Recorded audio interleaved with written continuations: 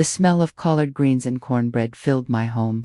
Scents my son Marcus had called his favorites since he was 7 years old. Steam still rose from the Sunday dinner I'd spent 3 hours preparing, a dark, rich centerpiece on the kitchen counter. It was Valentine's Day, and I had hoped for a quiet dinner, a small moment of peace. Marcus sat at my kitchen table, his hands folded primly around the gift bags he'd brought. The irony wasn't lost on me. Through the doorway, I could see his wife, Keisha, lurking. At 42, she already looked like she'd given up on joy, with a permanent scowl etched into her face. She'd been loitering there for 10 minutes, a silent predator waiting for the right moment to strike.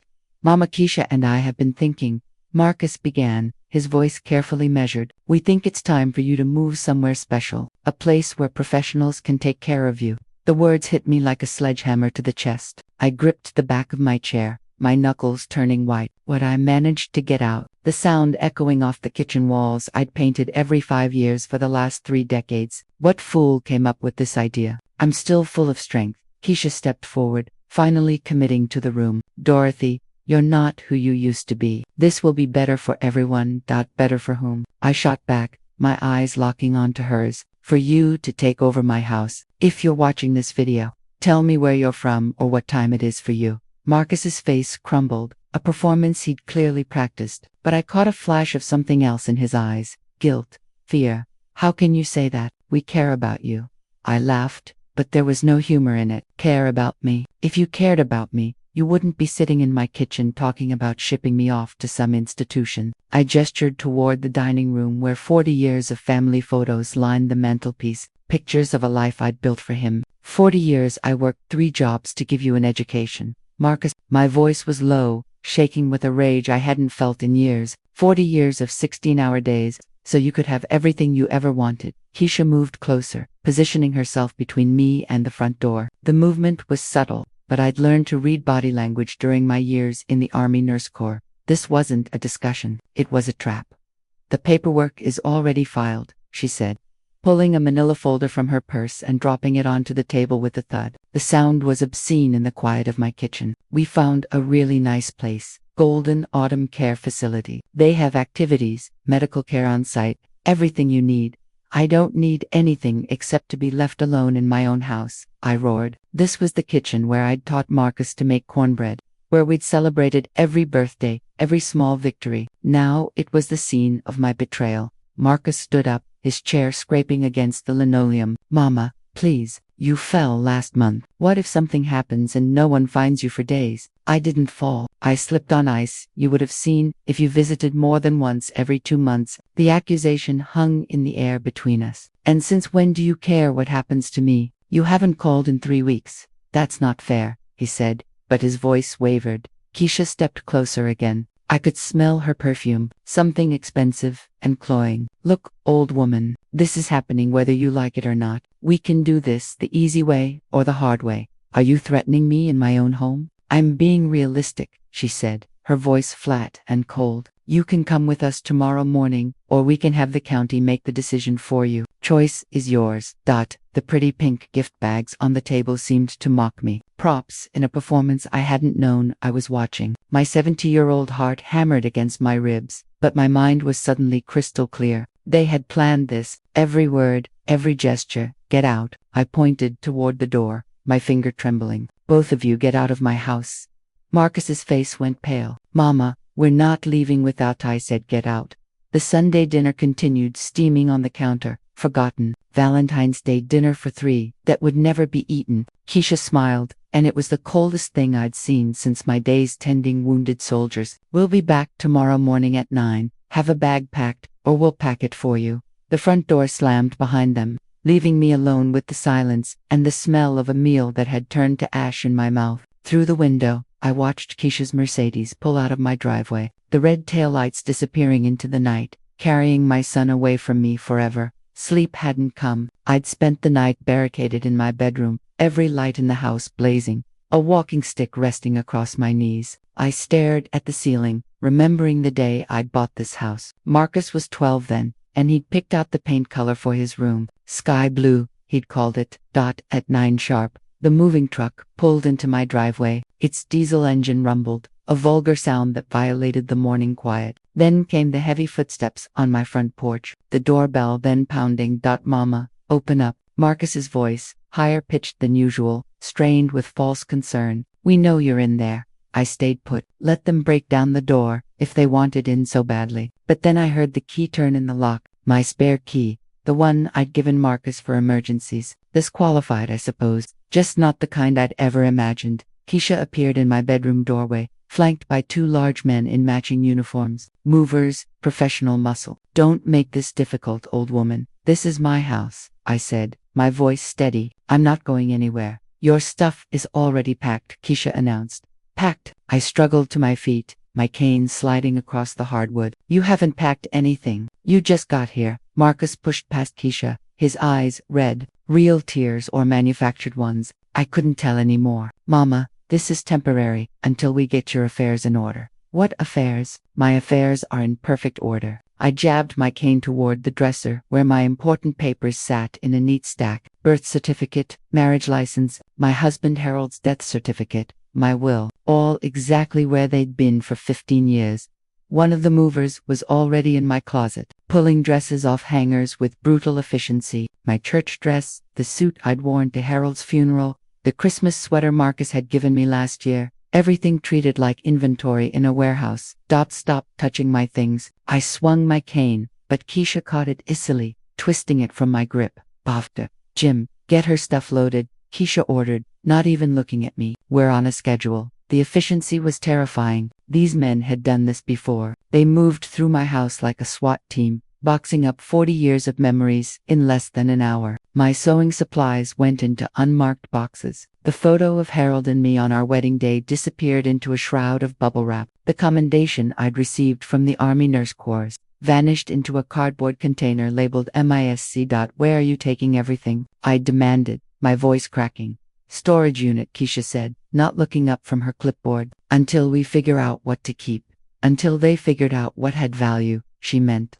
What could be sold. They herded me out of the house and into the back of Keisha's Mercedes. The child's safety locks clicked shut. I watched through the window as my life was loaded into a truck, my own home becoming a foreign landscape. Golden Autumn Care Facility looked exactly like what it was, a warehouse for the unwanted elderly, a red brick facade, a manicured lawn, and a sign advertising compassionate care for your loved ones. The parking lot was full of sedans driven by middle-aged children making the same choice Marcus had made. A man named Eric Palmer met us at the front desk with a smile that never reached his eyes. He was in his 30s, wearing a perfectly pressed polo shirt and holding a clipboard. Mrs. Williams, we've been expecting you. I'm Eric and I'll be helping you get settled today.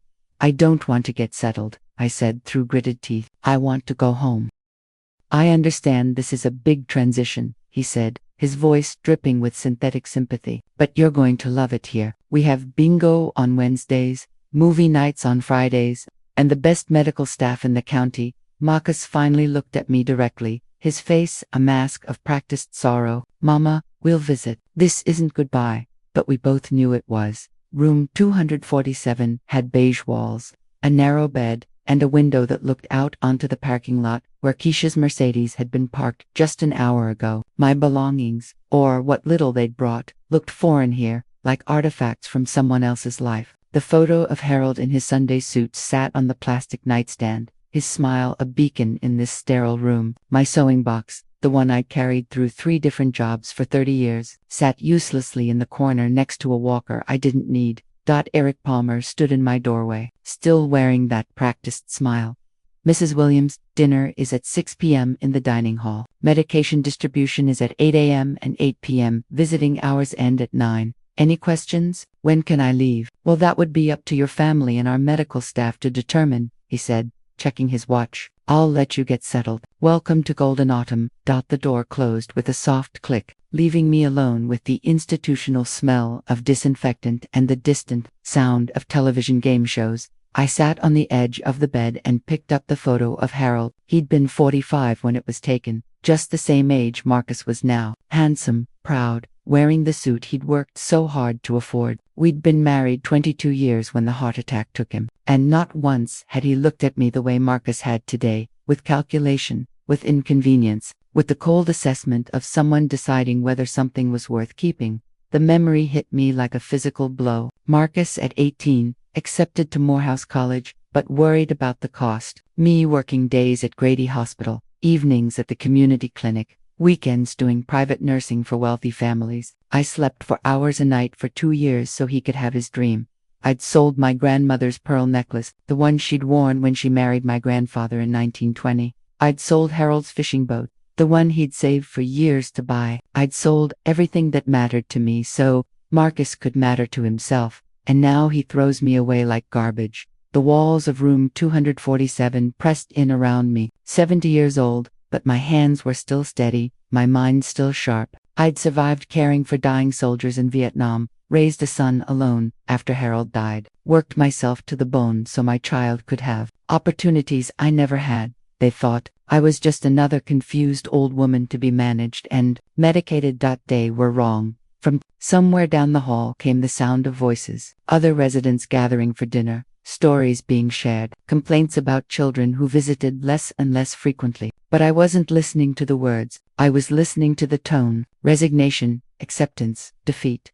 I stood up and walked to the window. In the parking lot below, a new car was pulling in, another family, another conversation about what was best for everyone involved, the cycle continuing. But not for me. I wasn't like the others shuffling through these halls in their slippers and hospital gowns. I was Dorothy Williams, and I'd been underestimated before. It hadn't ended well for the people who'd made that mistake. 2 days in this place had taught me its rhythms. Most residents shuffled around in fuzzy slippers, staring at soap operas with vacant expressions. But near the windows in the common room, I'd noticed something different. 3 people sat together each morning talking in low voices while others dozed in their wheelchairs. Unlike the rest, their eyes held fire. On Sunday morning, I walked toward them, my cane tapping against the polished linoleum with each deliberate step.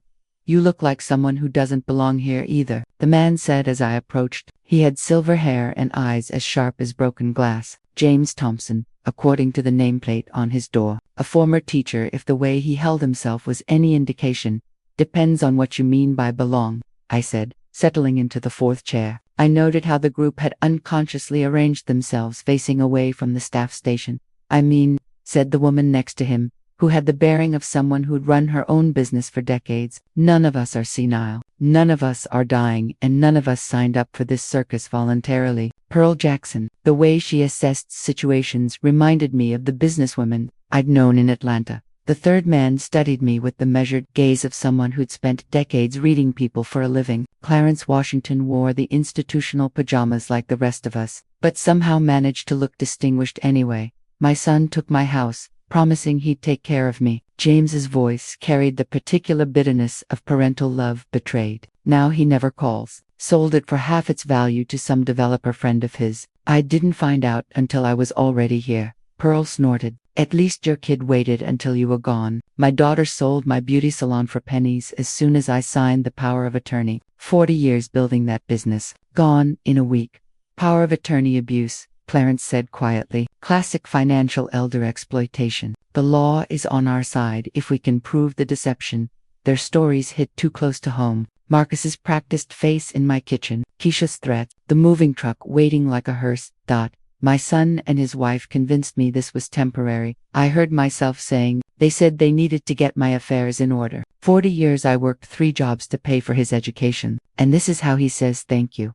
Pearl reached over and patted my hand. Her fingers were thin but surprisingly strong. "How long have you been here?" 2 days. 3 weeks for me, she said, pulling a package of cookies from her sweater pocket. "Care package from my church sisters, the only people who still remember I exist." James accepted a cookie with a grunt. 2 months for me. Clarence has been here the longest. 6 weeks. Clarence's lawyer mind was clearly working, piecing together the patterns. The staff here, particularly Eric Palmer, facilitates these family betrayals. For a fee, of course. What kind of fee? I kept my voice casual, but my pulse quickened. "Hard to prove without documentation," Clarence admitted, "but I've observed enough phone calls, enough paperwork, irregularities. This place profits from keeping families separated while assets get liquidated." Pearl leaned forward, her sharp eyes intense. "Clarence thinks we might have legal recourse if we can document the fraud." "More than might. Clarence said firmly. I've been taking notes, tracking patterns. We're not just victims here. We're witnesses to systematic elder abuse. James's eyes lit up with something I recognized from my nursing days. The look of someone who'd found their mission. So, what do we do about it? We gather evidence, Clarence said. Document everything. Build a case they can't dismiss as the confused ramblings of elderly people. And then we fight back. The words hung in the air between us. Around the room, other residents dozed or stared blankly at television screens. But our little circle buzzed with purpose. I'm in, I said without hesitation, whatever it takes. Pearl smiled, and for the first time since arriving, I felt something other than despair. Good, because we're going to need all the help we can get. James nodded firmly. About time someone stood up to these vultures. Clarence nodded approvingly. I'll start drafting our documentation strategy. Dorothy, would you mind keeping your ears open around the facility? Fresh eyes see things the rest of us might have missed. I can do that. I promised. As we dispersed for lunch, I felt lighter than I had in days. They thought they'd isolated me, made me helpless. Instead, they'd given me exactly what I needed. Allies with nothing left to lose. Tuesday night. 9:30 p.m., the hallways of Golden Autumn took on a different character after lights out. Shadows stretched longer, and the institutional cheerfulness faded into something more honest, more sinister. I'd been lying awake for hours, my mind replaying fragments of overheard conversations. Eric Palmer's interactions with new families followed the pattern Clarence had identified. Too helpful, too knowledgeable about legal loopholes, too eager to expedite paperwork. Thirst gave me the excuse I needed to explore. My cane tapped softly against the linoleum as I made my way toward the kitchen. The night staff barely glanced up from their station. Just another old woman shuffling around, harmless and forgettable. That's when I heard Eric's voice, low and confident, coming from around the corner near the administration office. I froze, pressing myself against the wall, the cool paint a shock against my back. Yes, Marcus, the documents are ready. Your mother is officially incapacitated. My blood turned to ice. Marcus's voice came through the phone, tiny but audible. Perfect. When can we start selling the house? Give me a week, Eric replied smoothly. For an extra $5,000, I'll expedite the process. My hand found my phone in my pocket. Muscle memory from the few times Marcus had taught me to use the voice memo function kicked in. My thumb found the button, and I pressed record, praying it was working. The medical evaluation was easy to fabricate, Eric continued, his voice laced with smug satisfaction. Dr. Martinez never actually examined her, just signs the forms I prepare. Your mother's been declared mentally incompetent, which gives you full power of attorney. What about the neighbors? Marcus asked, a note of anxiety in his voice. They know she's fine. Doesn't matter. Once the legal paperwork is filed, their opinions are irrelevant. The house can be sold within 2 weeks. And you're sure this is airtight? Eric's laugh made my skin crawl. I've done this 47 times. Marcus never had a challenge stick. Old people don't fight back, and their friends are usually dead or in facilities themselves. Keisha's going to be so relieved, Marcus said, the relief in his voice making me sick. We owe more than the house is worth. But this should cover everything and give us a fresh start.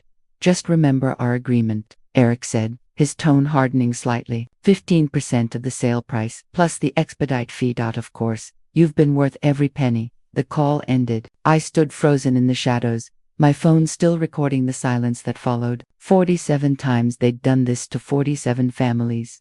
Eric's footsteps moved away toward the staff station. I waited another minute before retreating to my room, my mind reeling. The phone clutched in my hand like a lifeline. Wednesday morning, 9 a.m. sharp. I knocked on Clarence's door with the urgency of someone carrying dynamite. He opened it, his face etched with concern. Dorothy, what's wrong? Close the door, I whispered. Get Pearl and James now. Clarence's lawyer instincts kicked in immediately. Within 5 minutes, our little conspiracy was assembled in his room. The voices lowered, the door firmly closed. I've got them, I said, holding up my phone. Everything. Marcus, Eric, the whole operation. Pearl gasped. James leaned forward, his eyes wide. Clarence's sharpened with professional interest. Play it, he said simply.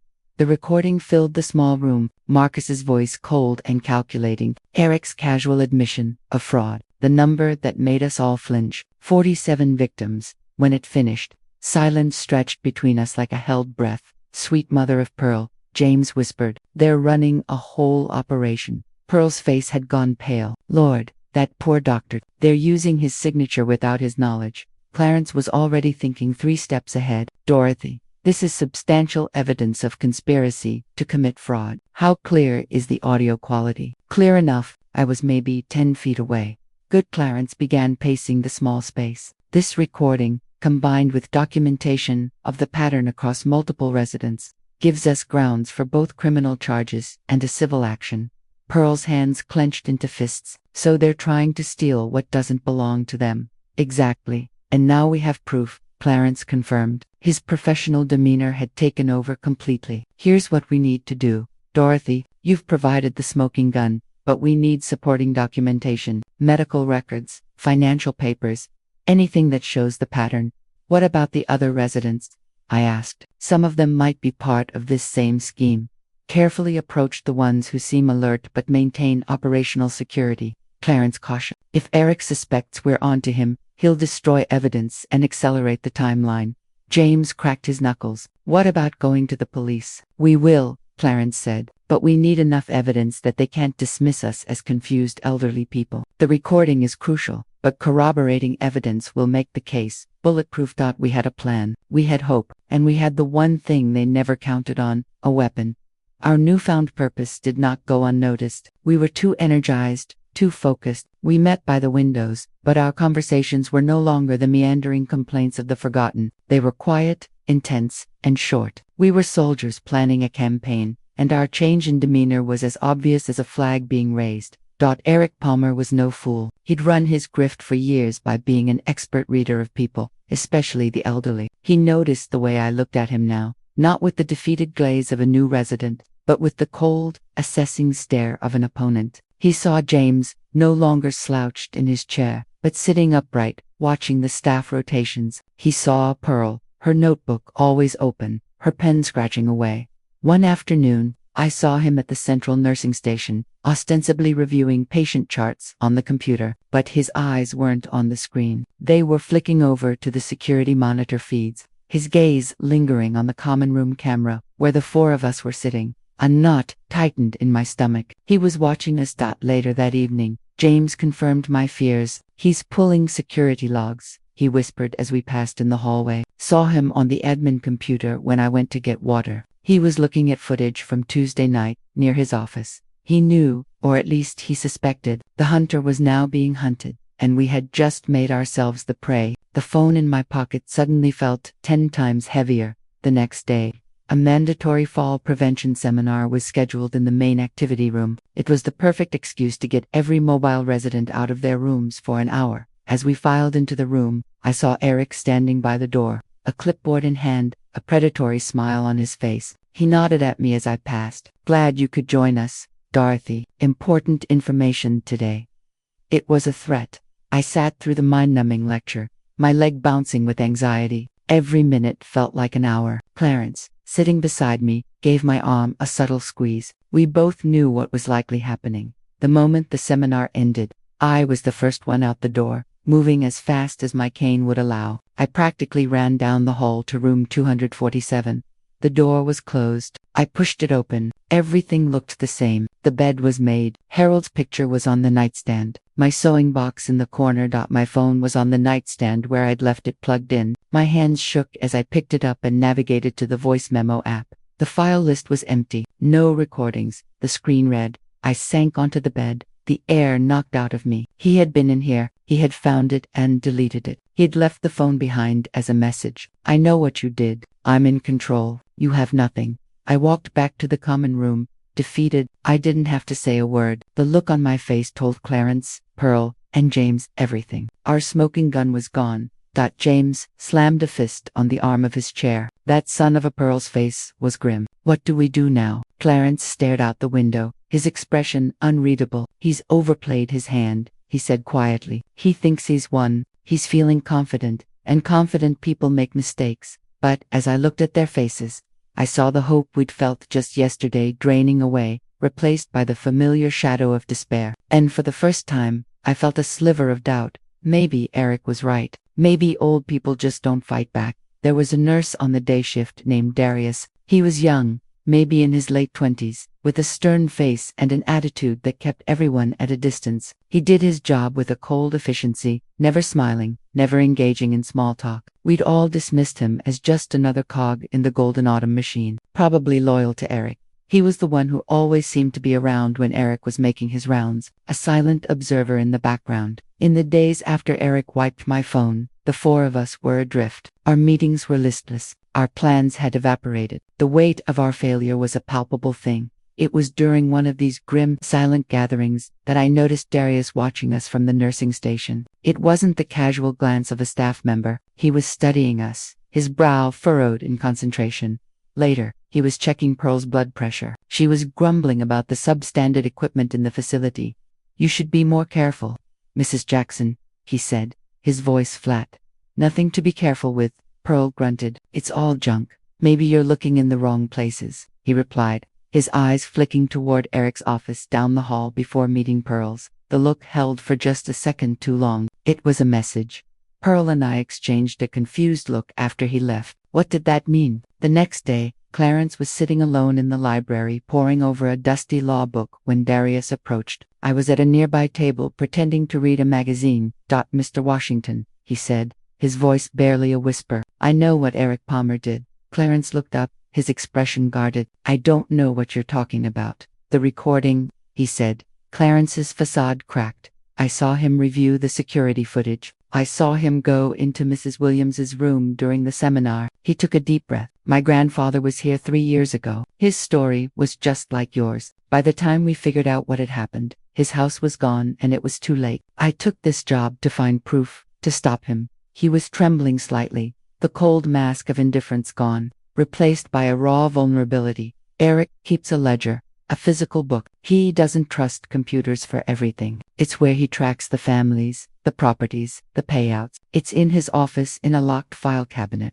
Clarence stared at him speechless. "I can't get it myself," he continued, his voice urgent and low. "He'd know it was me, but I can give you a window. Tonight at 2 a.m. during the shift change. I can disable the electronic lock on his office door for exactly 10 minutes. The security guard does his rounds on this floor at 2:15. You'll have from 2 to 2:10. After that, you're on your own." He placed a small folded piece of paper on the table. "That's the model number for the file cabinet lock. It's a standard wafer lock. Your friend, Mrs. Jackson, will know what to do with it." Without another word, he turned and walked away, leaving Clarence staring at the piece of paper as if it were a bomb. He was no enemy. He was an avenging angel, and he had just given us a second chance. At 1:55 a.m., the hallway was a cavern of shadows and silence. Pearl and I stood pressed against the wall, our hearts pounding. Pearl clutched to tension wrenches and a set of lockpicks she'd fashioned from the metal stays of a discarded binder. She was sweating, but her hands were steady. My job was lookout. "You ready for this, Army?" She whispered. "Bot-born ready, business owner," I whispered back. At precisely 2 a.m., we heard the faintest of clicks from down the hall, the electronic lock on Eric's office door. That was Darius's signal. We moved. I stood at the junction of the hallway, peering into the gloom, while Pearl knelt before the door. She inserted the tension wrench, applying gentle pressure.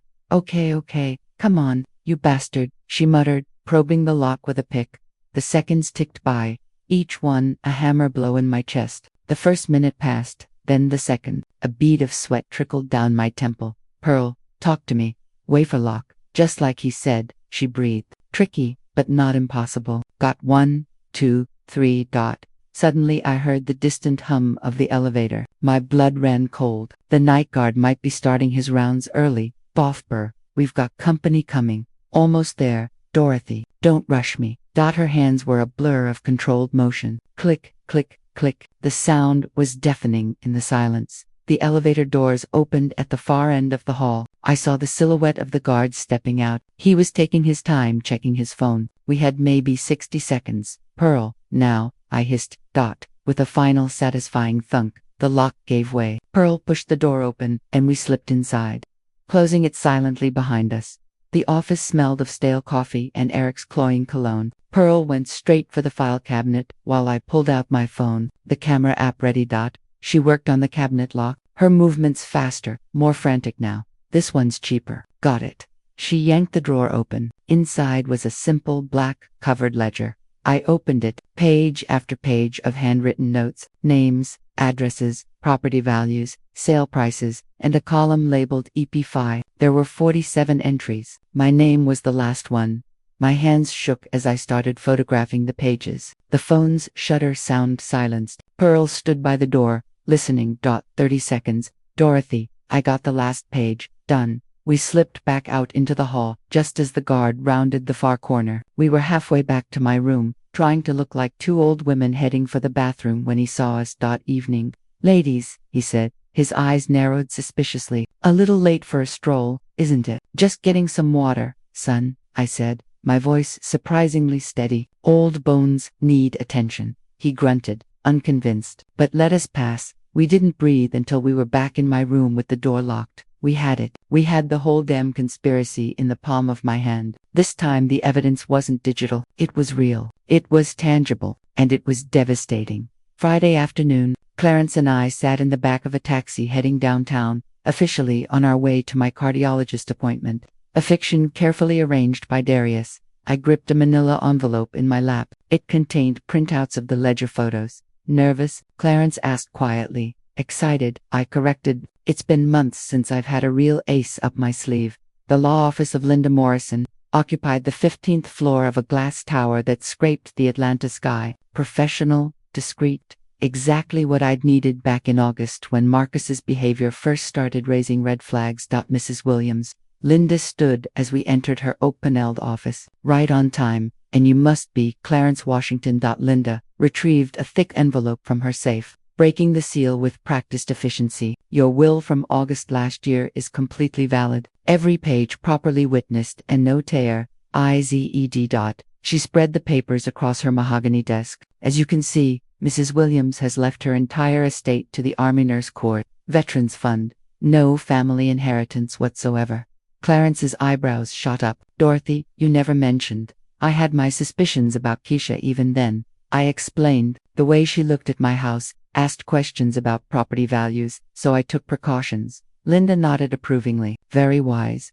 The will specifically excludes Marcus Williams from any inheritance, citing irreconcilable differences in financial irresponsibility. We must wait until they commit illegal acts. Clarence said slowly, his lawyer mind processing the implications. If you reveal this too early, they might abandon the fraud. Exactly my thinking, I said. Linda added, once they falsify documents claiming mental incompetence, the will becomes even more powerful evidence of your sound mind and deliberate intent. Clarence was already strategizing. Combined with the evidence of the ledger, this creates an airtight case. They're not just committing fraud, they're doing it for property they'll never legally inherit. We had the trap. Now, all we had to do was wait for them to walk into it. Monday afternoon found Pearl hunched over the facility's computer during the designated recreation hour, her businesswoman's methodical mind working through real estate websites with surgical precision. Dorothy, you need to see this. Her voice carried barely contained excitement. I approached casually, aware of the other residents. On the screen, the Zillow listing stared back at me in full color. My front porch, the garden Harold had planted, the driveway where I'd taught Marcus to parallel park, all reduced to marketing copy and square footage, listed for sale at $380,000. They work fast. The scoundrels, I muttered. Pearl scrolled down to the seller information. Says the property is being sold by Marcus Williams due to family relocation. Clarence appeared at my shoulder. This is exactly what we need. Evidence of a crime in progress. Pearl, can you print this? Already on it. The printer word to life producing hard copies. The real estate agent is Jennifer Walsh from Atlanta Properties. Posted 3 days ago. What about the price? I asked. Pearl pulled up comparable sales. Market value should be closer to $420. They're pricing it to move fast. Desperate people make desperate choices, Clarence observed, and desperate choices create evidence. Pearl scrolled through the listing details. They're accepting offers immediately. Says, motivated seller, quick closing preferred. He paused. According to the agent's calendar, the first showing is scheduled for this Thursday, 3 days from now. Perfect. That gave us exactly the timeline we needed. They thought they were operating in darkness. Their fraud, invisible. Time to turn on the lights. Thursday afternoon, the common room buzzed with its usual collection of dozing residents when Marcus and Keisha walked in. Keisha carried a briefcase that might as well have been labeled Final Betrayal. I activated my phone's recording app before they reached my chair. Mama, Marcus's voice carried that particular false brightness he'd perfected. You look so much better. The staff here is really taking good care of you. Hello, Marcus. I let my voice sound tired, defeated. The performance of a woman who'd accepted her fate. Keisha cut straight to business. Dorothy, just sign here. We're selling the house and buying you a better room, private bathroom, bigger window, maybe even cable television. But we need to finalize the sale first. Marcus added quickly. Mama, we need the money now. Keisha has important business deals. What happens to the money from the sale? I asked, leaning forward as if struggling to read. Don't worry about that. We'll take care of everything, Keisha said, her impatience bleeding through. But where will I live when I get better? Marcus and Keisha exchanged a glance that told me everything. Mama, you're not getting better, Marcus said, his voice turning cold. The doctors here have explained your condition. This is your home now. Forever. They say you have early dementia, Keisha added. You just don't remember being sick. I let my face crumble with confusion and fear. I don't remember being sick. That's part of the disease, Mama, Marcus said smoothly, but we're handling everything. You just need to sign. I held the pen above the signature line, letting them think victory was within reach. My whole life reduced to a single signature. Keisha's patience finally snapped. Look, old woman, this is happening whether you like it or not. Just sign the damn papers. Marcus shot her a warning look, but the mask had slipped. My phone had captured every threatening word. The final piece of the puzzle. I set the pen down. I need a minute to think. They waited. Predators circling wounded prey, unaware that the prey had teeth of her own and was about to use them. The next morning, Friday, at 10 a.m., the Fulton County Courthouse rose before us like a granite monument to justice. Clarence, dressed in a borrowed suit that was a size too big, adjusted his tie. It was the first real tie he'd worn in months. Ready for this? Dorothy, I've been ready since August, I said, patting the briefcase containing our arsenal, the new audio recording, the fraudulent real estate listing, the photos of Eric's ledger, and the one devastating surprise that would shatter my son's world. Next case. Williams versus Williams. The clerk announced when we reached the filing window. Clarence spread our documentation across the counter. Your Honor, we have evidence of fraud, conspiracy, document falsification, and systemic elder abuse. Judge Margaret Davis examined the initial papers, her reading glasses perched on her nose like a judicial crown. Her eyes moved methodically through our evidence summary. Phone recordings, real estate listings, ledger photographs. These are serious allegations. Mr. Washington, she said, her voice firm. Yes, and we're prepared to prove every one of them. She looked up from the papers, her gaze meeting mine. Emergency hearing granted, she announced. Given the ongoing nature of the alleged property theft, I'm scheduling this for next Thursday, March 6th. All parties will be notified. As we walked from the courthouse, Clarence's professional satisfaction was evident. Dorothy, in 50 years of practice, I have rarely seen evidence this comprehensive. 47 families. Clarence, I said. 47, not anymore, he replied. Thursday morning, 9 a.m. courtroom 4B, buzzed with energy. Marcus and Keisha sat at the defendant's table, their lawyer whispering reassurances that would prove meaningless within the hour. They looked annoyed, confident this was just a procedural nuisance. Judge Davis called the session to order. Clarence stood for his opening statement, every inch the professional attorney. Your Honor, we will prove that the defendants, Marcus and Keisha Williams, conspired with an employee of the Golden Autumn Care Facility to illegally declare the plaintiff, Dorothy Williams, mentally incompetent for the sole purpose of liquidating her asset. We will begin with a recording of the defendants admitting their intent. He placed my phone on the witness stand. The recording from their last visit filled the courtroom. Keisha's impatient voice, just sign the damn papers. Marcus's cold declaration, Mama, you're not getting better. This is your home now forever. Marcus's face went white. Keisha grabbed his arm, whispering frantically. Their lawyer stood quickly. Objection, Your Honor. This recording was obtained without consent. Overruled, Judge Davis said without looking up. Georgia is a one-party consent state for recordings. Proceed, Mr. Washington. The next hour was a symphony of justice. James testified about discovering the real estate listing, which was entered as Exhibit B. Pearl presented her meticulous notes on suspicious family behavior patterns involving Eric Palmer. Then Clarence introduced the photographs of the ledger. The final witness for the prosecution was Eric Palmer. He'd taken a plea deal. Yes, I falsified documents for a fee, he admitted under oath, his voice barely audible. Mrs. Williams's son contacted me in January about expediting his mother's mental incompetence declaration. This isn't true, Marcus cried out, his voice cracking with desperation. We just wanted to help her. Help yourselves to my property, I replied calmly from the plaintiff's table. Marcus's emotional breakdown began during my testimony. 40 years, I told the court. My voice steady. I worked 3 jobs to give him everything he wanted, and this is how he repaid me. Not just betrayal, but criminal conspiracy. Mama, please, Marcus sobbed. We owe so much money. Keisha's business failed and we're about to lose everything, so you decided to steal mine. Keisha finally exploded. You selfish old woman, you're going to die soon anyway. Why shouldn't we benefit from your property? That's enough. Judge Davis's gavel echoed like a gunshot. But I wasn't finished. The moment had arrived. Your Honor, Clarence said, we'd like to present one final piece of evidence. Linda Morrison approached the bench with my will, properly authenticated and sealed. This document, dated August 15, 2024, represents Mrs. Williams's last will and testament. Marcus looked up from his tears, confused. The will, Linda announced to the silent courtroom, leaves Mrs. Williams's entire estate to the Army Nurse Corps Veterans Fund. Marcus Williams is specifically excluded from any inheritance. The silence that followed was deafening. Marcus's mouth opened and closed like a fish drowning in air.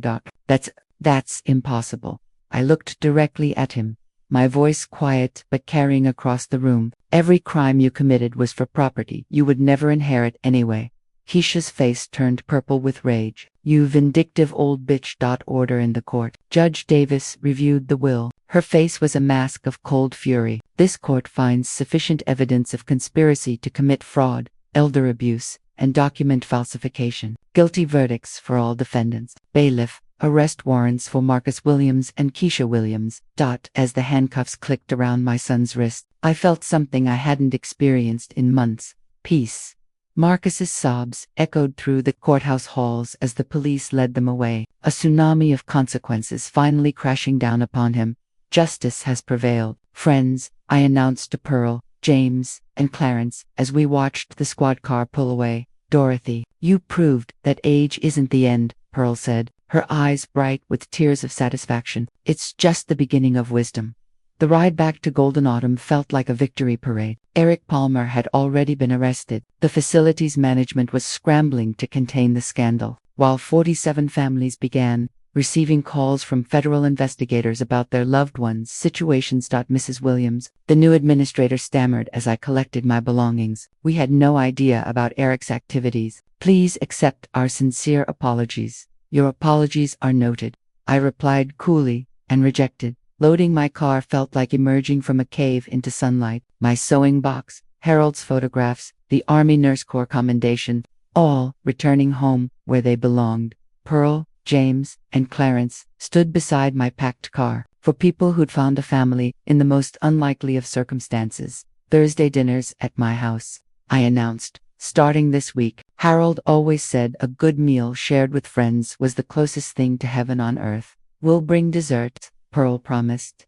And wine, James added with a grin. And conversation, Clarence concluded. Lots of conversation. The drive home took me through neighborhoods I'd known for decades. My house welcomed me back like an old friend. The kitchen where Marcus had betrayed me now seemed brighter, ready for new memories. The dining room would now host my chosen family, the people who'd stood beside me when blood relations failed. The following Thursday evening arrived with the smell of collard greens and the sound of laughter. Pearl brought her famous sweet potato pie. James contributed a bottle of wine he'd been saving for something special. Clarence arrived with legal updates. 18 months minimum, he reported over dinner. Eric's cooperation bought him a lighter sentence. But your son and his wife are facing the full weight of federal fraud charges. A class action lawsuit is proceeding. This scandal is going to reshape eldercare regulations nationwide. We ate and talked and laughed until almost midnight. For people who'd found something precious in the ruins of betrayal, not blood relations, but something stronger, a family forged in crisis and tempered by justice. Later, after my friends had gone home, I sat in my recliner, looking at Harold's photograph on the mantelpiece. He smiled back, surrounded by pictures of a son who'd chosen greed over love. He made his choice.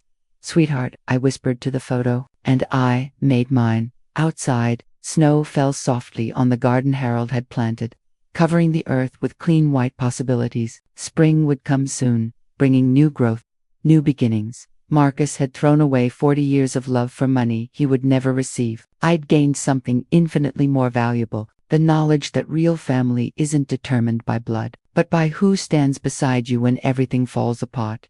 The old woman they'd tried to discard had not only survived, she'd triumphed, and the best was yet to come. If this story resonated with you, leave a like and consider subscribing. You can also drop any comment below, even just one word. Maybe tell me where you're watching from or what time it is right now. Sometimes one word is enough to say you were here.